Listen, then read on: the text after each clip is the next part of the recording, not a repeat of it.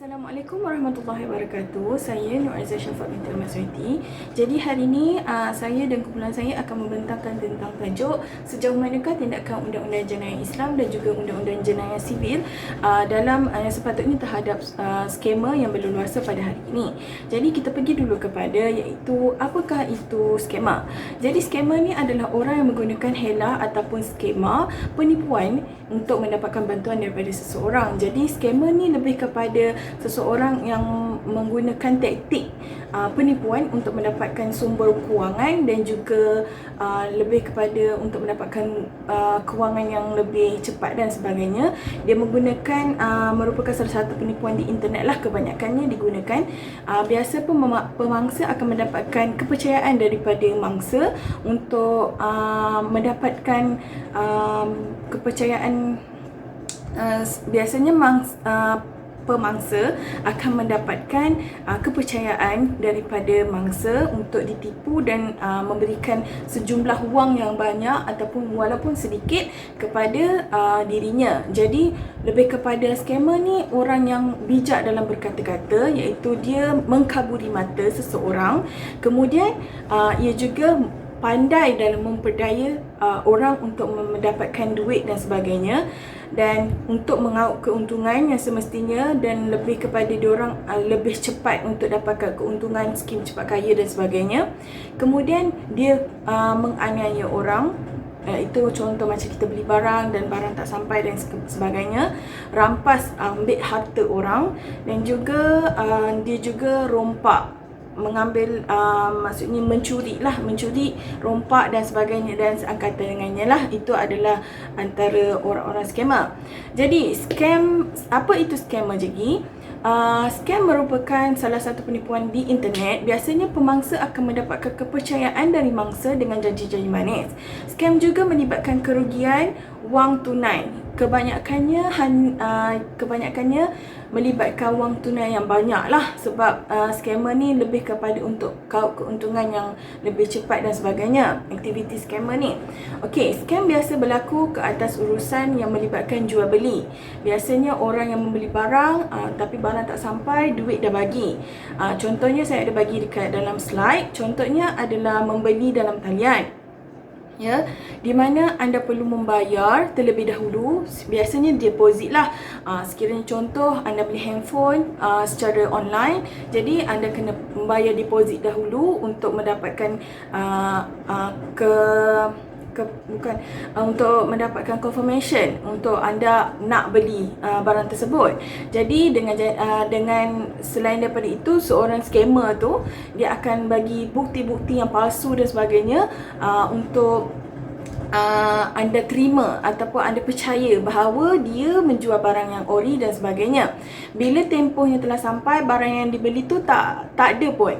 Sekiranya anda dah bayar segala-galanya, dah bagi bukti pembayaran dan sebagainya, tapi barangan tu tak sampai. Biasanya scammer ini amat licik dan susah dikesan sebab dia menggunakan teknologi. Jadi disebabkan teknologi yang digunakan, sukar untuk pihak polis dan sebagainya untuk mengesan siapakah individu yang melakukan aktiviti tersebut. Jadi kita pergi kepada 4 ciri-ciri scammer, iaitu yang ni semua digalakkan untuk tahulah. Ini antara scammer-scammer yang kebanyakannya ciri-ciri scammer ini adalah: yang pertama, seseorang yang pandai berkata-kata. Sekiranya seorang itu scammer, maksudnya dia bijak dalam berkata-kata, dalam memberi bukan memberi pandangan, maksudnya dia dalam kata-kata dia tu dia berjaya untuk mendapatkan kepercayaan daripada mangsa untuk dia melabur ataupun dia memberi wang kepada seorang pemangsa. Jadi biasanya kebanyakannya seorang pemangsa ini ataupun scammer dia lebih kepada memberikan ganjaran ataupun yang lebih lumayan, dan contoh harga yang lebih murah dan sebagainya. Jadi pihak mangsa akan lebih mudah terpengaruh ataupun yang ni murah dan sebagainya. Jadi dia lebih kepada attract kepada pemangsa. Jadi yang kedua, menggalakkan mangsa untuk merahsiakan perbualan. Jadi kebanyakannya yang melakukan aktiviti ini adalah skamer yang melalui telefon. Jadi kebanyakannya pemangsa akan telefon mangsa ataupun dia dah observe mangsa tersebut.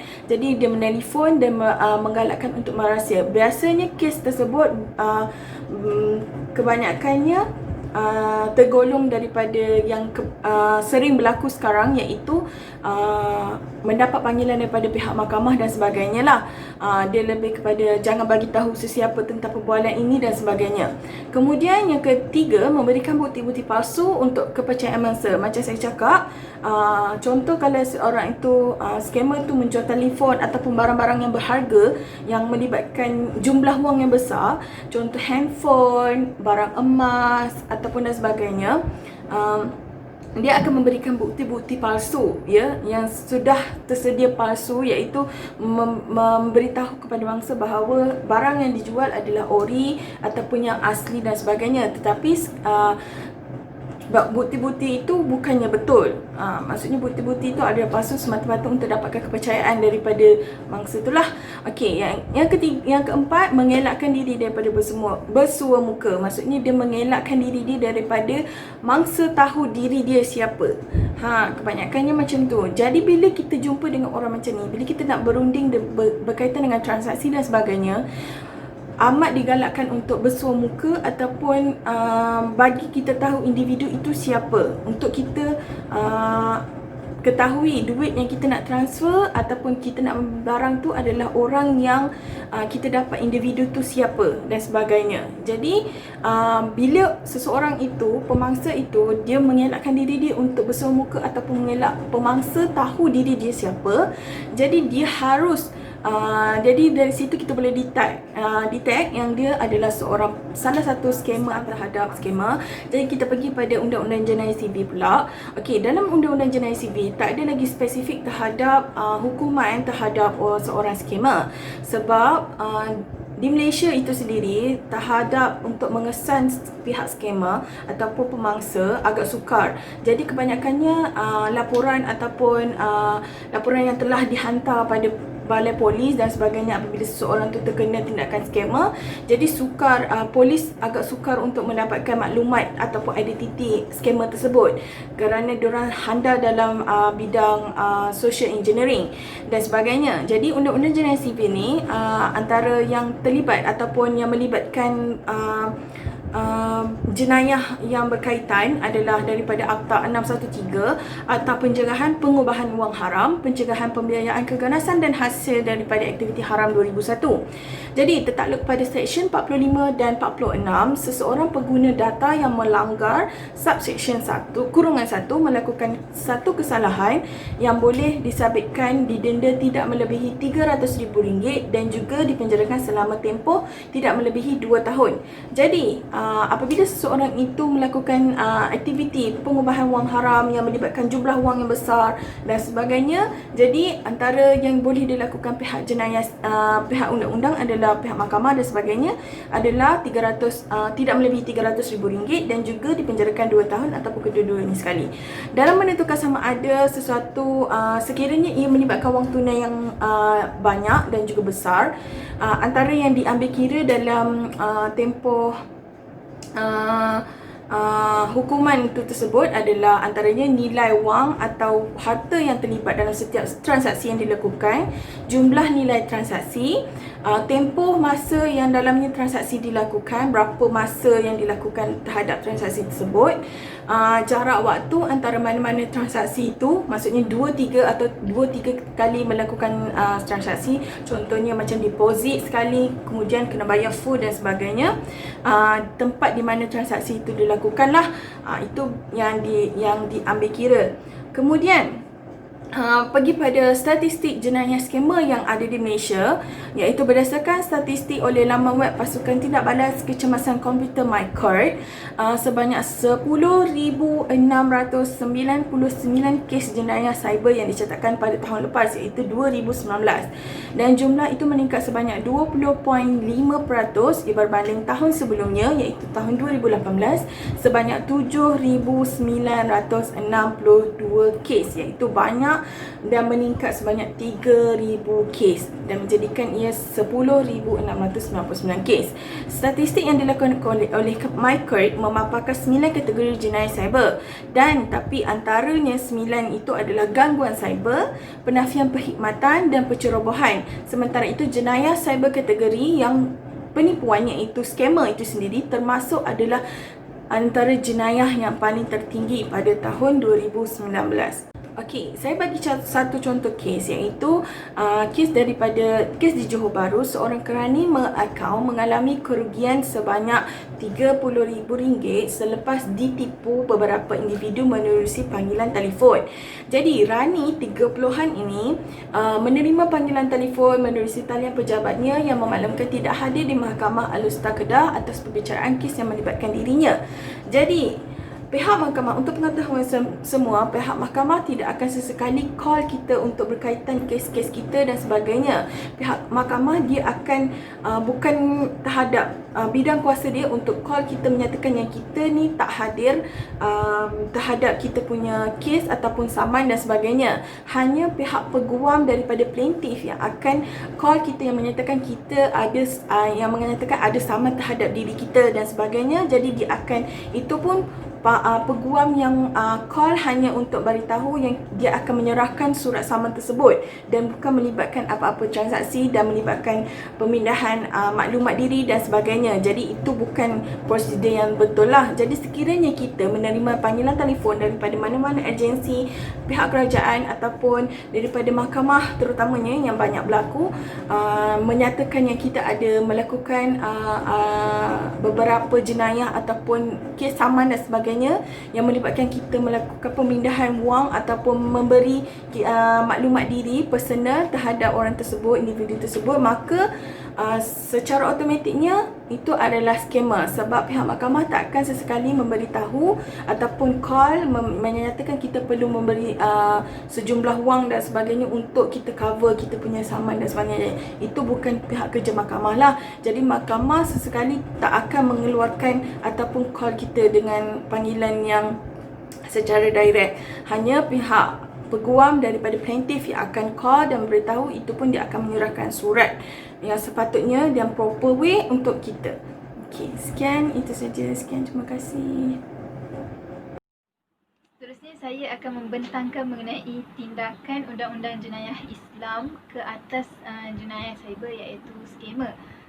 Seperti yang kita maklum, dalam Undang-Undang Jenayah Sivil terdapat beberapa akta mengenai jenayah scammer. Tapi dalam Islam kita merujuk kepada maqasid syariah, di mana ada 5 prinsip maqasid syariah dalam tadbir urus yang perlu dijaga. Yang pertama, menjaga agama. Yang kedua, menjaga nyawa. Yang ketiga, menjaga akal. Yang keempat, menjaga keturunan. Yang kelima, menjaga harta. Dalam jenayah scammer ni, kita melihat kepada maqasid syariah yang kelima, menjaga harta. Di mana apa yang kita faham dalam maqasid syariah itu, dia telah menerangkan bahawa seseorang yang dipertanggungjawabkan untuk melindungi kekayaan ataupun harta masyarakat lain daripada kehancuran atau peralihan harta ke tangan orang lain dengan cara yang tidak sah, maka perkara itu adalah dilarang. Maksudnya bila orang tu dipertanggungjawabkan untuk menjaga harta ataupun kekayaan masyarakat ataupun maklumat peribadi, maka dia perlu laksanakan amanah tu dengan baik. Setiap individu tu dia dapat mengelakkan daripada berlakunya penipuan, berlakunya penyelewengan, berlakunya kehancuran ataupun berlakunya kerosakan harta ataupun berlaku segala apa-apa bentuk dalam bentuk penyelewengan tu adalah dilarang oleh Allah. Dia menggalakkan supaya umatnya membeli harta untuk kesejahteraan masyarakat Islam. Seterusnya, kita melihat kepada dalil larangan mencuri, di mana kita boleh melihat dalam Al-Quran. Allah berfirman dalam surah An-Nisa ayat 24, di mana yang bermaksud, wahai orang-orang yang beriman, janganlah kamu makan ataupun guna harta-harta kamu sesama kamu dengan jalan yang salah, melalui iaitu tipu, judi dan sebagainya, kecuali dengan jalan perniagaan yang dilakukan secara sama suka di antara kamu. Okey. Melihat kepada hadis Nabi Muhammad SAW adalah yang bermaksud adalah dilarang mengambil harta orang Muslim tanpa kebenaran. Iaitu macam mencuri lah. Bila kita mencuri, orang tu tak tahu kan kita yang ambil duit dia. Jadi dekat sini jelas bahawa menunjukkan jenayah skamer ni merupakan salah di sisi undang-undang. Oleh itu sewajarnya bagi pelaku yang melakukan jenayah ni harus dikenakan hukuman yang sewajarnya ke atas dirinya. Sebab dia telah melakukan perkara yang melibatkan harta ataupun melibatkan hak-hak individu. Melihat kepada hukuman ke atas jenayah cyber iaitu skamer ni, yang kita maklum skamer ni dia macam lebih kepada mencuri harta orang lain. Jadi jenayah skamer ni merupakan suatu perbuatan yang melanggar aturan Allah dan hak manusia. Jadi bila dia melanggar aturan Allah dan hak manusia, dia di bawah kesalahan jarimah. Sebabnya dalam Islam, dalam perundangan Islam, jarimah ni dia terdapat nas Al-Quran ataupun hadis yang menyatakan tentang larangan melakukan jenayah tersebut. Contohnya macam mencuri, melakukan zina. So terdapat nas-nas yang jelas dalam Al-Quran. Jadi jarimah ialah perbuatan yang melanggar aturan syarak yang telah ditetapkan hukum hudud, takzir dalam kes hudud dan qisas. Sebagai contoh, dalam jenayah skamer yang melibatkan pengalihan wang ataupun harta benda, perbuatan ini dikategorikan di dalam kes mencuri yang termaktub bagi kesalahan hudud. Ini sekiranya kalau seorang tu dah melaporkan kepada pihak polis ataupun pihak-pihak tertentu, kemudian pelaku skamer ni dia dapat ditangkap, kemudian dibawa ke mahkamah, kemudian dia disoal siasat, maka dia mengaku yang dia betul melakukan skamer atau melakukan kecurian melalui atas talian, maka dia wajib untuk dikenakan hukuman hudud. Sekiranya ia tidak dapat disabitkan atas kesalahan hudud, iaitu potong tangan, maka ia akan dikenakan hukuman takzir saja. Okey. Seterusnya, menurut Mufti Dr. Rejab Abu Maleh, seorang konsultan syariah, telah mengeluarkan fatwa berkaitan kecurian melalui internet. Jadi menurut Mufti ni, dia dah mengeluarkan fatwa, dia mengatakan kecurian atas talian ni ada dua jenis. Okey, yang pertama kecurian maklumat yang kita tahu macam plagiat.